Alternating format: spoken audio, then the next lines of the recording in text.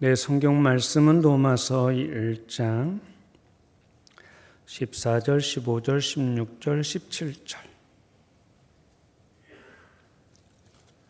네, 로마서 1장 14절에서 17절 말씀 우리 같이 읽어 갈까요? 14절 시작. 헬라인이나 야만인이나 지혜 있는 자나 어리석은 자에게 다 내가 빚진 자라. 그러므로 나는 할 수 있는 대로 로마에 있는 너에게도 복음 전하기를 원하노라. 내가 복음을 부끄러워하지 아니하노니 이 복음은 모든 믿는 자에게 구원을 주시는 하나님의 능력이 됨이라. 먼저는 유대인에게요 그리고 헬라인에게로다. 복음에는 하나님의 의가 나타나서 믿음으로 믿음에 이르게 하나니 기록된 바 오직 의인은 믿음으로 말미암아 살리라 함과 같으니라. 아멘. 오늘 중요한 말씀은 16절, 17절 사도 바울은 말하네요. 복음을 부끄러워하지 아니한다. 왜? 이 복음은 모든 믿는 자에게 구원을 주시는 하나님의 능력이 됨이라. 복음은 하나님 믿는 자에게 구원을 주시는 하나님의 능력인 까닭에 내가 복음을 전하는데 부끄러워하겠느냐. 핍박이 있고 환난이 있고 아픔이 있다 할지라도 그렇지 않다는 거죠. 또 17절 이 복음에는 하나님의 의가 나타난다 거죠. 잠깐 기도하십시다. 하나님의 말씀이 들려지게 하여 주시고 들려진 하나님의 말씀이 믿어지게 하여 주시고 믿어진 말씀으로 결국 하나님을 기뻐하게 하는 주의 백성들에게 하옵소서. 예수님의 이름으로 기도합니다. 오늘 제목이 하나님의 의 그러는데 그냥 제목이 복음이라 해도 되고 이 복음은 하나님의 능력이라 해도 되고 이렇게 제목은 다양하게 잡을 수 있겠는데 고민하다가 하나님의 의라 했습니다. 사실 이 본문 말씀을 가지고 이 설교 말씀은 2001년도에 제가 은혜 받아서 기록한 말씀인데요. 그래서 7년마다 거의 6, 7년마다 이 복음 말씀을 내가 은혜 받은 이 말씀을 나눕니다. 물론 또 그 시대에 맞게 업그레이드 되겠지만 기본 권리격은 2001년도에 기록한 설교 말씀입니다. 이제 7년 후에 제가 여기 있단다면 똑같이 지날 것이고 그 다음 7년 후에는 저는 이미 은퇴했기 때문에 더 전할 기회가 없습니다만은 제가 언젠가 그런 말씀 드렸죠. 제가 91년도부터 담임 목사로서 심무하게 되어지고 그때는 저는 안진뱅이 목사라 이렇게 별명을 얻었습니다. 제가 시차례도 노예도 나가지 않고 그냥 교회에서만 사니까 교회만 살다 보니까 정말 그때 많은 것들이 부족했어요. 영적으로 무지했죠. 그러니까 이제 설교 말씀 정말 내가 어떻게 이 거룩한 하나님의 말씀을 전할 수 있겠는가. 그런 날 보니까 너무 힘이 들어요. 그 성경 말씀 또 기도 생활 그리고 여러 도움되는 신앙서적을 읽어가면서 그러다가 2002년 또 이렇게 그러면서 준비했던 그 설교 말씀을 제가 한번 방출해 본 적이 있었어요. 제가 그동안 모았던 설교 말씀을. 근데 저번에 우연히 한 3, 4개월 전 것 같아요. 우연히 서울에 7만 교회가 되는 교인들이 있는 교회 목사님이 설교를 하는데 제가 그런 2000년 전에 준비했던 설교 말씀을 하시더라고요. 한편으로는 감동이었죠. 제가 지금 여러분들한테 자랑하고 있네요. 예. 부끄럽게도 1부 때 2부 때 이런 말씀 드리지는 않았어요. 다만 제가 지금 말의 중심은 이것입니다. 정말 들어야 될 말씀, 특별히 우리 교회 새신자들이 많고 이 복음에 대해서 희미하게 생각하고 있는 사람들, 그분들을 늘 생각하며 말씀을 전하는데 오늘 말씀은 제가 기록한 말씀이지만 정말 귀한 말씀입니다. 놓치지 마시고 귀를 열고 들어주시면 여러분들의 신앙, 믿음 정말 큰 도움이 될 겁니다. 오늘 복음 그러는데 복음이 뭐냐? 복복자의 소리 음자입니다. 복된 소리? 헬라어로는 뉴앙겔리온이라 그러고, 그리고 영어로는 가스펠이라 그러는데 뜻은 이런 것입니다. 놀랍도록 기쁜 소식, 감격스러운 좋은 소식이란 뜻입니다. 그렇다면 오늘 우리들에게 무엇이 그렇게 놀랍도록 혹은 감동하도록 좋은 소식, 기쁜 소식이냐는 거죠. 아마 지금 고3 학생들에게 있어서는 놀랍다, 감격스러운 소식이다 하는 것은 그 학생이 가고 싶은 대학, 합격했다. 내가 이 과 가서 이런 공부를 하고 싶은데 그 과 합격했다는 소식 아니겠습니까? 병든 사람에게 있어서는 의사를 만났는데 당신 이제 완치되었습니다 하는 소리를 들었을 때 기쁘죠. 감격스러운 소식 아니겠습니까? 그리고 직장이 없어 놀고 있는데 취업 통지서를 받았습니다. 얼마나 감격스럽겠습니까? 복음이겠죠. 제가 친구 따라 낚시질 간 적이 있습니다. 그 후로는 전혀 가보질 않았는데 재미 하나도 없는데 재밌다고 다니신 분들이 있던데 아무리 기다려봐도 입질이 없어요. 그러다 몇 시간 만에 방울추가 딸랑딸랑 움직이니까 친구 하는 말, 야! 복음의 소리가 들린다 그러는 거예요. 이런 복음들은 어떤 사람에게는 좋은 것이지만 어떤 사람에게는 전혀 관계도 없고 아무 쓸모없는 소리 아니겠습니까? 그런 것 말고 누구에게든지, 여기에 있는 누구에게든지, 아니 세상 사람 어떤 사람에게든지 좋은 소식, 참으로 감격스러운 기쁜 소식이 무엇이냐는 거죠. 세 가지가 있어야 되지 않겠느냐 봅니다. 첫째, 나 같은 죄인이, 우리 인간이라고 하는 게 인생 살면서 많은 죄를 짓는데 인생을 살다 보면 더러운 자국이 너무 많지 않습니까? 그 모든 죄들을 다 용서함 받을 수 있느냐? 정말로 내 인생이 새로워질 수 있겠는가? 만약에 그럴 수 있다면 이것이 복음 아니겠어요?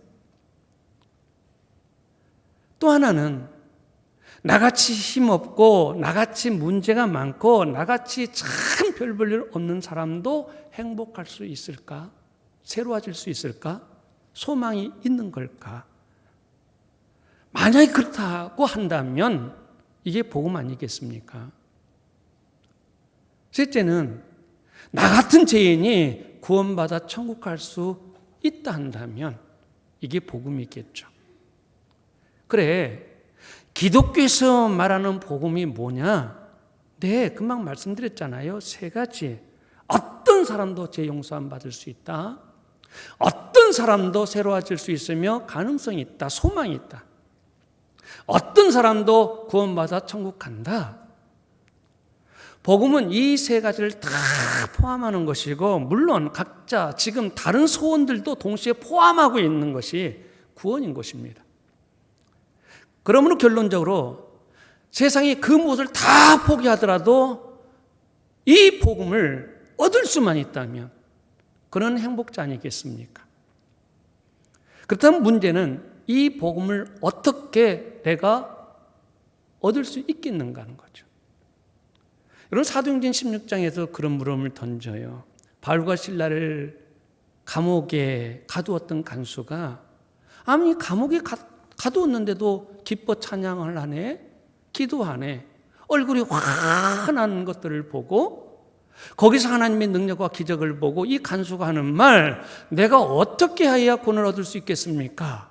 물었던 그 질문. 우리는 어떻게 해야 구원을 얻을 수 있겠습니까? 여러분, 이것이 우리 인생에 있어서 가장 중요한 명제인 겁니다. 먼저 답을 드리기 전에 두 가지. 첫째는 복음이 무엇이냐는 것이고, 두 번째는 내가 그 복음 어떻게 구원을 받을 수 있겠느냐, 이 문제를 이 시간에 생각해 보십시다. 첫째 뭐라 그랬죠? 복음이 무엇이냐. 이 세상에는 많은 문제가 있습니다.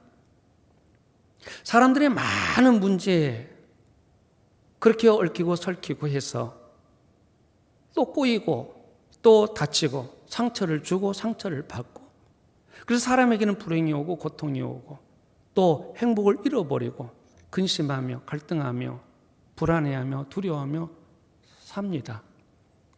그게 때로는 돈이 되기도 하고, 그게 때로는 이성의 문제가 되기도 하고, 그게 때로는 자식의 문제가 되기도 하고, 그게 때로는 직장의 문제가 되기도 하고, 어쨌든 인간의 수많은 일의 문제가 서로 인간들에게 풀어줄 수 없을 만큼 얽히고 설키고 있어.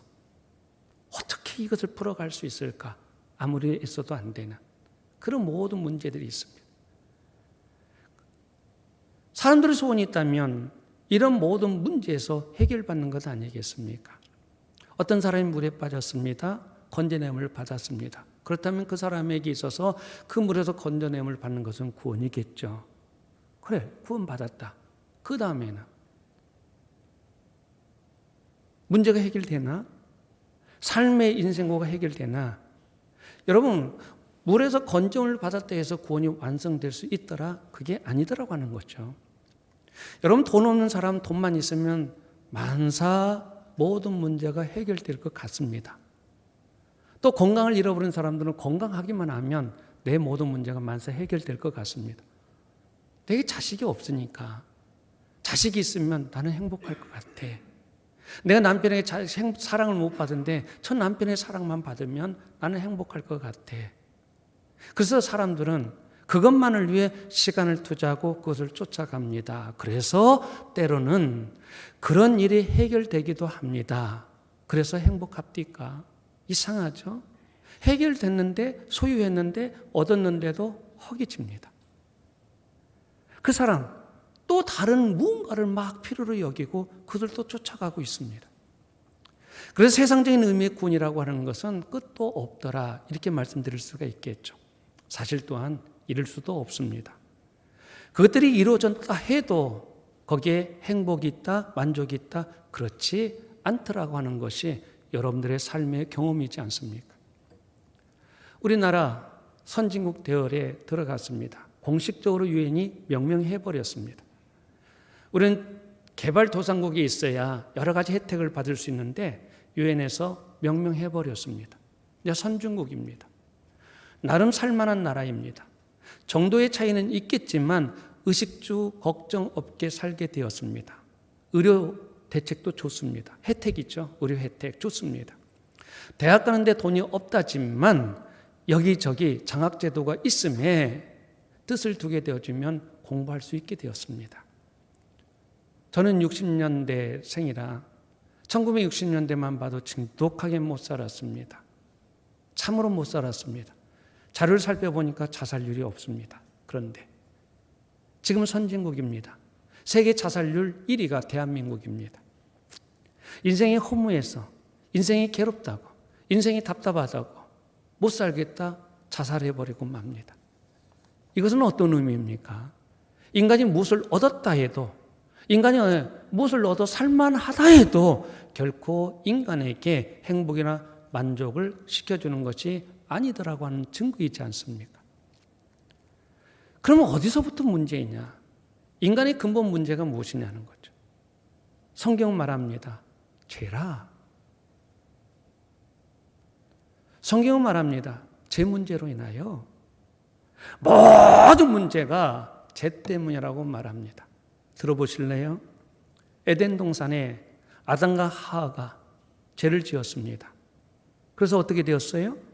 죄가 들어오니 그 지상 낙원이 무섭고 두렵고 불안한 곳이 되었습니다. 다시 말할까요?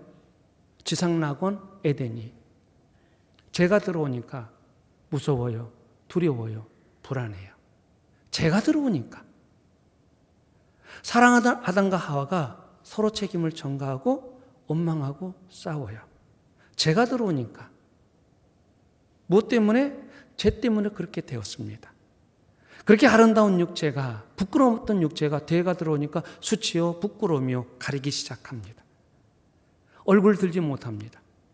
그렇게 죄가 들어오므로 모든 것들이 그 영향으로 다 헝클어지고 얽히게 되어지고 설키게 되어지고 거기에 싸움이 있게 되어지고 살인이 있게 되었습니다.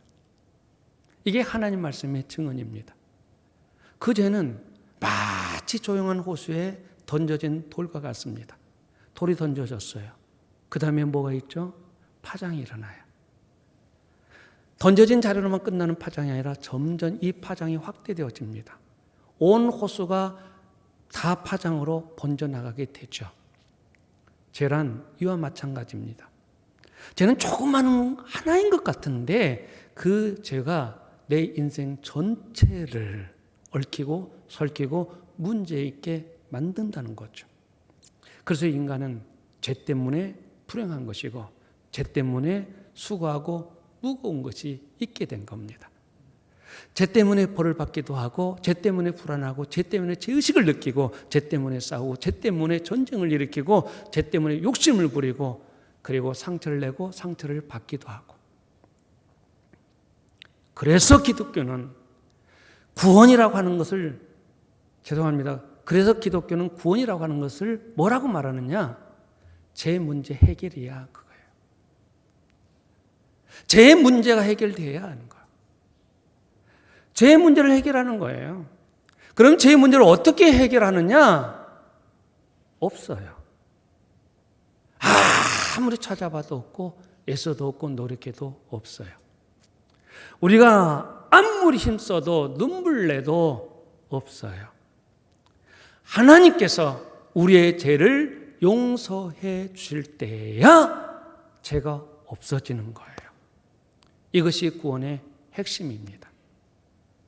하나님께서 우리의 죄악을 모두 용서해 주신 다음에야 기쁨이 있고 건강이 회복되어지고 능력이 생기고 그리고 당당하게 살아가는 권세가 있게 됩니다.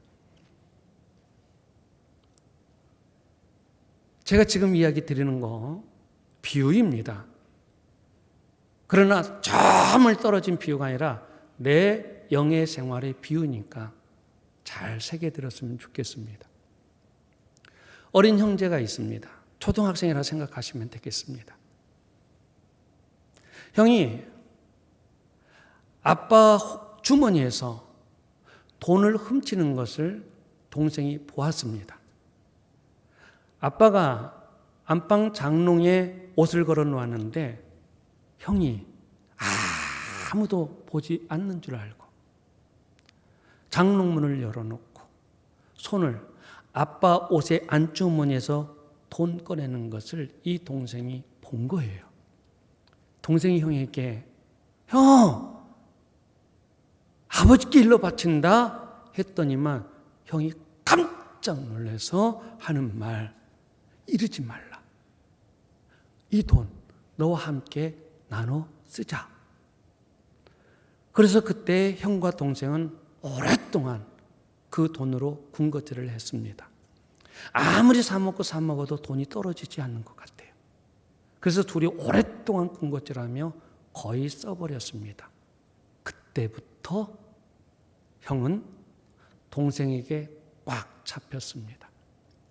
만약에 집에 하나밖에 없는 컴퓨터 앞에서 형이 게임을 하고 즐기고 있는데 동생도 하고 싶지. 그 컴퓨터 게임을 하고 싶어요. 그래서 동생이 형 나도 할 거야 비켜달라고 형에게 조르는데 형 게임이 한참 재밌단 말이죠. 안 돼. 나 할 거야. 비켜주겠습니까? 비켜주지 않으니까 동생이 협박합니다. 형 아빠한테 이른다? 이 한마디에 형은 기가 죽어 그래 네가 해. 언제나 동생이 다 빼앗아 버렸습니다. 동생은 형이 가지고 있는 모든 것들을 빼앗아 버렸습니다. 가방이면 가방, 놀이카드면 카드, 필기 도구면 그 도구, 동생은 형한테 우려낼 것 다 우려냈습니다. 심지어 동생이 게임하다가 물이 먹고 싶은 거야. 게임을 중단하고 물을 먹으러 가자니 귀찮은 거고 지금 한창 재밌는데 그래서 형, 나 물 마시고 싶어. 물 떠다 줘. 그러면 동생이 잡힌 형은 물을 떠다 주는 거예요. 그런데 어느 날 한 번은 형이 가지고 있는 것을 동생이 달라고 했더니 다른 때와는 달리 이번에는 형이 화를 내면서 결코 주지를 않아요. 동생은 잃어버린다고 아무리 해도 이번에는 형이 주지를 않아요. 그래서 결국 큰 소리가 나오게 되어지고 다투게 되어지고, 그때 갑자기 문이 확 열리면서 아버지가 들어오면서 큰아들, 너 무슨 일 있는 거야? 이리 와봐 하는 겁니다. 동생 그때 형의 얼굴을 보았습니다. 얼굴은 배지장처럼, 그리고 몸은 벌벌벌 떨면서 아주 초죽음이 되어 떨고 있는 모습을 동생이 보았습니다. 아빠는 이 아이들에게 무서운 분이었습니다. 형은 정말로 사색이 되어서 서 있는데 아빠가 이리 와봐. 너 무슨 일이 있는 거야? 말해봐. 하니 형은 두렵지만 무섭지만 있는 그대로 아버지에게 드렸습니다. 그 다음에 어떻게 됐겠습니까? 동생은 형을 다시는 못 볼 줄 알았습니다. 근데 세상에 아빠가 탁 아들을 붙잡더니만, 야, 이 녀석아 괜찮아. 사는 놈이 뭐 그런 것 가지고 괜찮아 하면서 딱 안아주니까 형이 통곡을 하면서 펑펑 울었습니다. 동생은 알아요. 형이 6개월 동안 그 돈을 써버리고 얼마나 불안해하고 얼마나 두려워하고 얼마나 초조하게 살아왔는지 동생은 알아요. 동생은 그동안 부모님께 용돈을 타서 썼지만 형은 부모님께 용돈을 타서 써본 적이 없어요. 그런 형이 아버지께 들키면 죽을 줄 알았는데 아빠가 이놈아 괜찮아 하면서 그 형을 안아주니까 형이 아빠 품에 안겨서 펑펑 울었던 거죠. 여러분, 그 형은 그 다음에 어떻게 된 줄 아십니까? 그렇게 용서함을 받음으로 말미암아 자녀됨이 회복된 거예요. 불안이 있겠습니까? 두려움이 있겠습니까? 초조함이 있겠습니까? 기쁨이 회복되었습니다. 아버지한테 당당하게 이제는 용돈을 달라 할 수 있는 권세를 얻게 된 겁니다. 여러분, 우리가 그렇습니다. 동생은 형이 가지고 있는 모든 것을 빼앗겠다 그랬죠. 가방이면 가방, 놀이카드면 놀이카드, 필기도구면 그 도구, 동생이 형한테 우려낼 거 다 우려냈습니다. 여러분, 무슨 이야기예요? 마귀가 그래요. 마귀는 우리 안에 죄를 딱 심어 놓고 죄 짓도록 만들어 놓고 우려먹을 거 다 우려먹습니다. 하나님이 우리의 죄를, 우리는 지금 지옥 갈 수밖에 없을 것 같고 우리는 하나님께 크게 벌 받을 수밖에 없을 것 같지만, 하나님은 우리의 모든 죄를 용서해 주시기 위해서 하나밖에 없는 아들 예수님을 내 죄값 대신 십자가에 죽이신 줄 믿습니다. 그 예수를 영접하게 되어지면 하나님의 자녀된 권세를 주시는 거죠. 하나님의 자녀된 권세를 우리는 회복하는 거죠. 그리고 거기에 비로소 자유함이 있게 되어지고 불안도 없고 초조함도 없고 두려움도 없고 오히려 기쁨이 충만케 되는 줄 믿습니다. 이게 영의 이야기. 하나님께 기도할 자격도 없는 우리들을 기도할 수 있도록 회복시켜 주시는 겁니다. 여러분, 이것이 무엇인 줄 아십니까? 이게 용서인 것이고 이게 구원입니다. 하나님이 우리에게 이런 큰 은혜를 주셨습니다. 하나님이 이렇게 귀한 은혜를 주신 이것이 구원이란 말입니다. 자, 두 번째. 그렇다면 두 번째가 뭐예요? 첫 번째는, 두 번째, 내가 복음이 무엇이냐는 것이 첫 번째. 두 번째는 뭐냐? 내가 그럼 이제 어떻게 해야 그 복음, 구원을 내가 받을 수 있겠느냐는 거지. 이 구원의 개념에 대해서 참고로 말씀을 드리면, 세상의 모든 종교, 모든 사상이라도 좋아요. 어떤 이념이라도 좋아요. 어떤 윤리요, 도덕이요, 뭐 철학이라도 좋아요. 어쨌든 다 통틀어서 이 세상의 모든 종교면 종교, 사상이면 사상, 철학이면 철학, 이 구원에 관한 두 개념이 있어요. 그 하나는 뭐냐면 공로 사상입니다. 업보라고도 하죠. 무엇을 쌓느냐는 거죠. 쌓은 대로 보응받는다는 거죠. 공로 사상. 무슨 말이냐? 사람이 선하고 바르게 살면 구원받을 것이다. 좋은 일이 일어날 것이다. 잘 될 것이다. 이런 사상입니다. 그래서 도덕이 있죠. 그래서 윤리가 있죠. 수많은 사람들이 노력해서 이렇게 모아져 가는 것입니다. 맞아요. 도덕이나 윤리가 얼마나 우리 실생활에서 큰 도움이 되는데 윤리가 무너져 도덕이 무너지면 되겠습니까? 이것은 상당히 우리에게 유익함을 주고 이것은 우리에게 꼭 있어야 될 것입니다. 그러나 구원에 관해서는 이것만으로는 안 됩니다. 심지어 예수 믿는 사람도 그렇게 생각하던데 사람이 착한 일을 하게 되어지면 천국 갈 거야. 전혀 기독교는 그것을 인정하지 않습니다.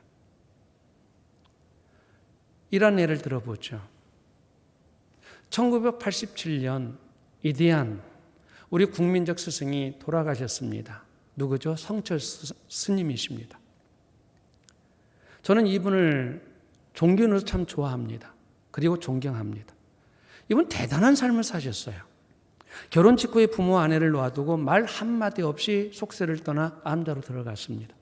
부모가 찾아와 아내가 찾아와 그러니까 처자식이 찾아와서 만류해봤으나 한 번도 만나주지 않습니다. 뜻한 바가 있는 겁니다. 16년 동안 솔잎가루를 먹습니다. 혹은 쌀가루만 먹습니다. 옷도 2벌 이상, 속옷도 2벌 이상 가지지 않았습니다. 죽을 때 남은 것이 뭔고 봤더니 지팡이, 그리고 밥그릇 2개, 그리고 숟가락 2개, 그리고 젓가락 2개, 그리고 요 이불밖에 없습니다. 얼마나 청빈하게 산 거예요? 얼마나 깨끗하게 산 거예요? 이분은 진짜 대단한 분이에요. 이분 면벽 10년이라 그랬어요. 그게 무슨 말이냐면 한 방에 갇혀서 밥 먹고 어떤 볼일 보고 오는 것 외에는 밖에 나가지 않은 10년 동안 그 방에 있으며 고행하는 겁니다. 8년 동안 잘 때 등을 땅에 대본 적 없다 그랬죠? 결과 부자라 해서 그렇게 잔 거예요. 참으로 대단히 놀라운 사람이 있잖아요. 근데 이 성철 스님이 마지막 죽기 3일 전에 열반송이라고 하는 유언을 남겼습니다. 한번 제가 읽어드린다면 생평 기광 남녀군하니 미천제업 과수미라 활함압이 한만단이여 일륜통 개벽산이로다.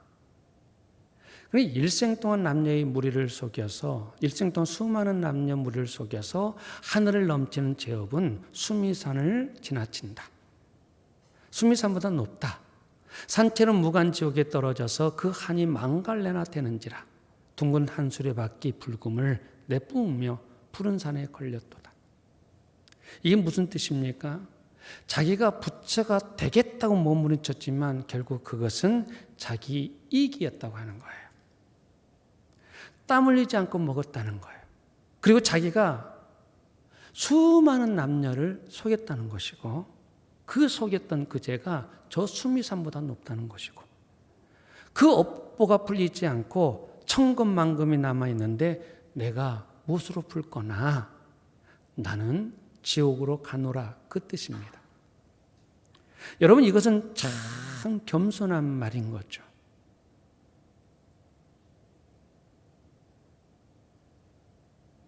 저는 그렇게 죽지 않을 겁니다. 그런데 저는 절대 그렇게 생각하지 않아요.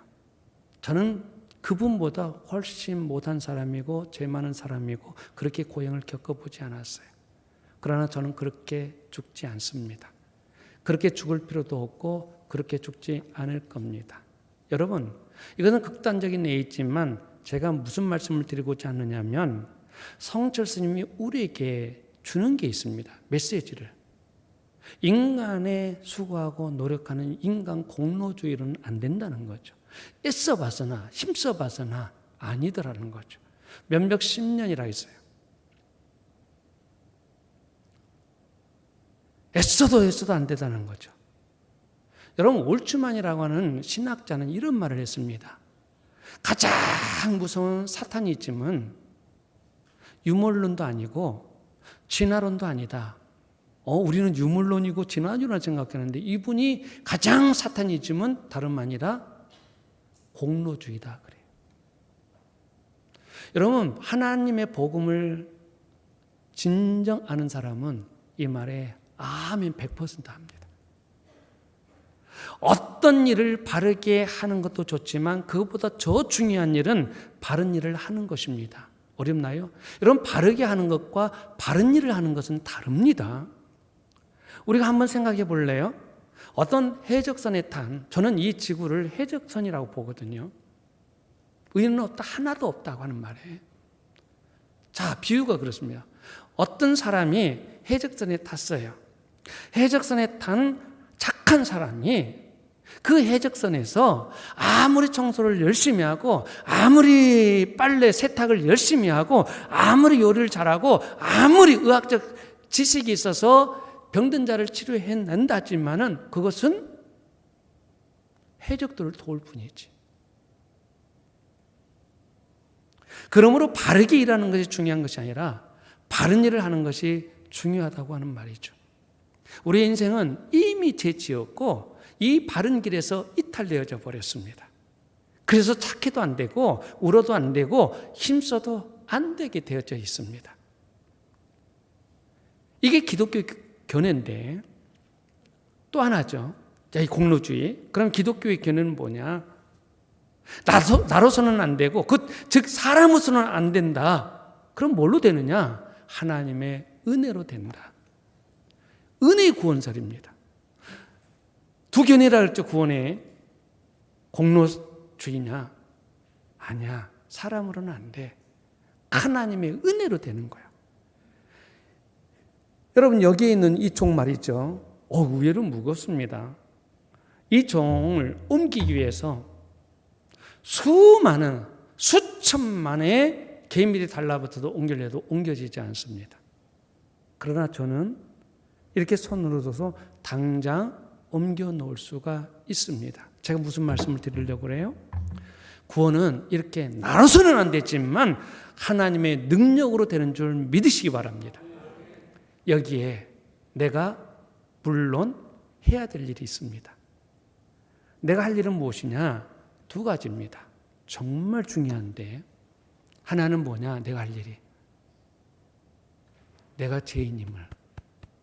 죄인임을 하나님 앞에서 인정하는 겁니다. 거기서부터 시작되는 겁니다. 나는 하나님 죄인입니다. 나는 가망이 없습니다. 나는 무능력한 사람이요. 구원을 내 힘으로 얻을 수 있다. 나는 내려놓습니다. 내 힘으로 되지 않음을 인정합니다. 하고 하나님께 고백하는 거예요. 여러분, 왜 우리 예수 믿는 사람 중에 자칭 죄인들이 그렇게 많은 줄 아십니까?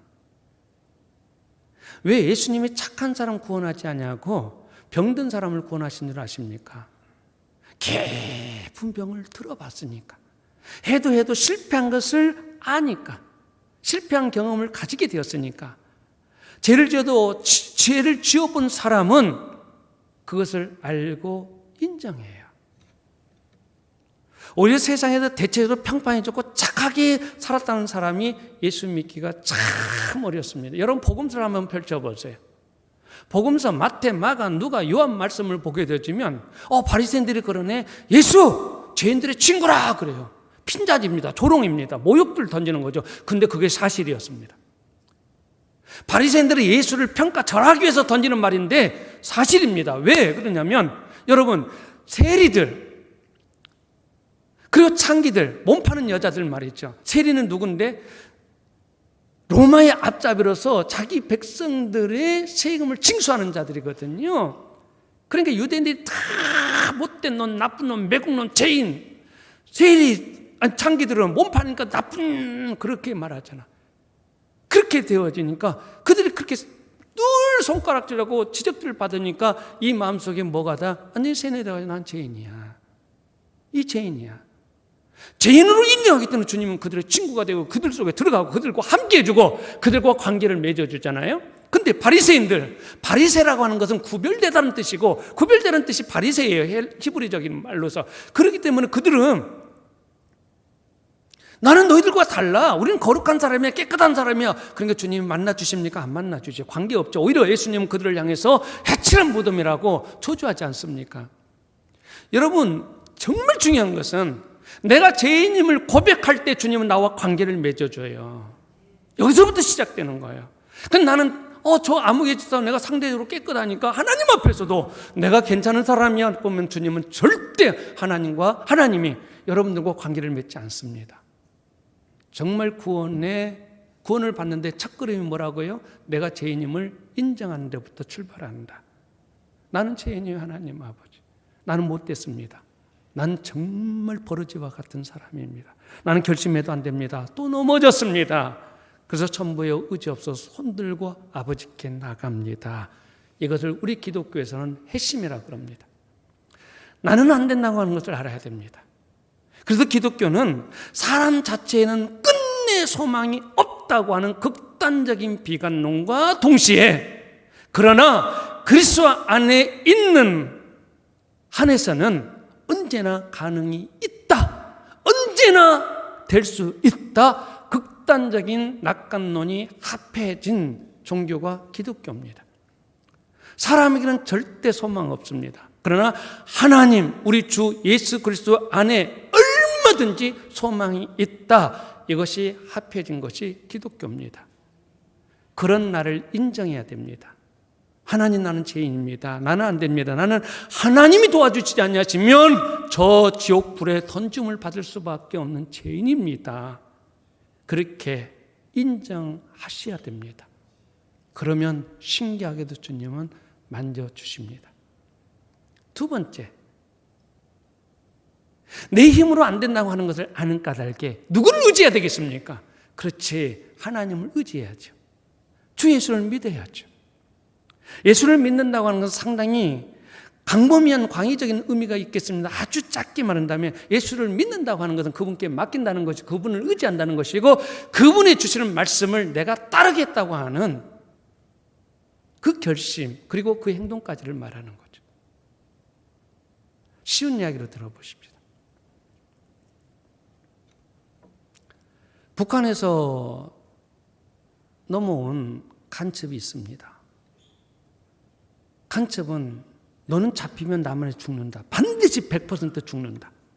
이렇게 세뇌 교육을 철저히 받았습니다.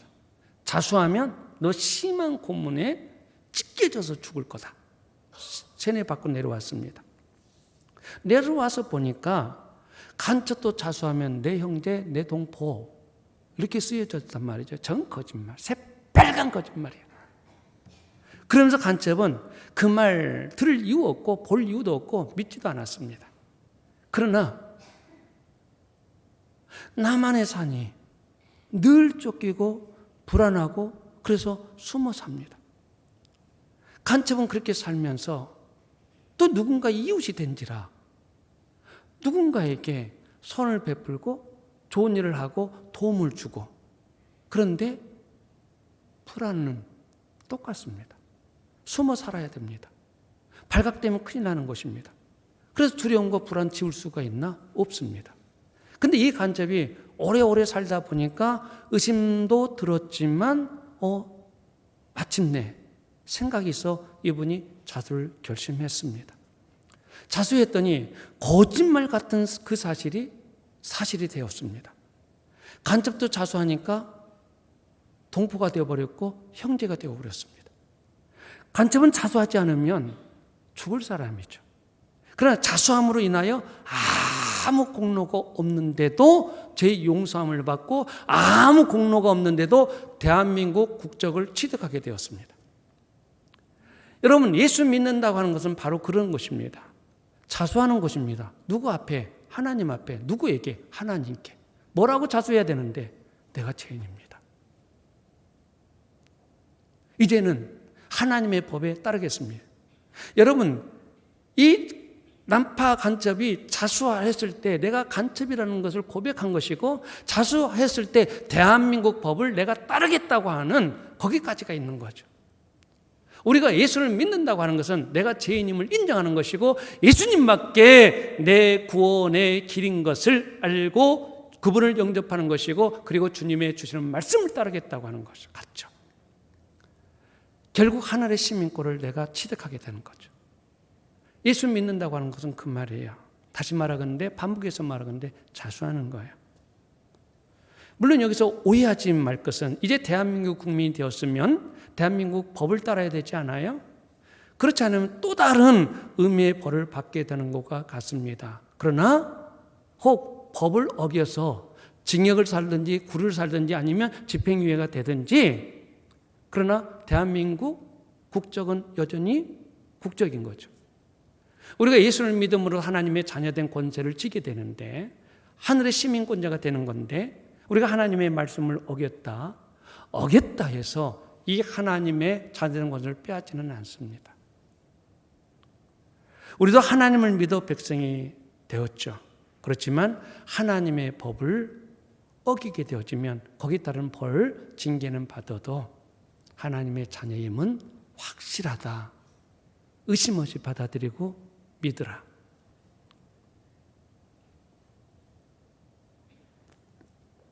정리하죠. 내가 할 일이 무엇이냐? 자수하는 것.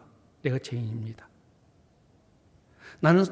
내게는 소망이 없음을 인정하고 하나님의 말씀대로 살겠습니다. 그 법대로 살겠습니다. 나는 예수를 믿습니다. 이렇게 하는 것이 바로 구원을 이루는 길이다. 복음이 이미 내 안에 들어온 것이에요. 제가 복잡하게 이야기했습니다만 사실 간단한 거예요. 어린아이와 같은 마음을 가지고 예수님의 이름으로 아버지 하나님의 이름을 부르면 되는 거예요. 그리고 하나님 말씀대로만 살면 그는 정말 힘 있는 하나님의 자녀인 거예요.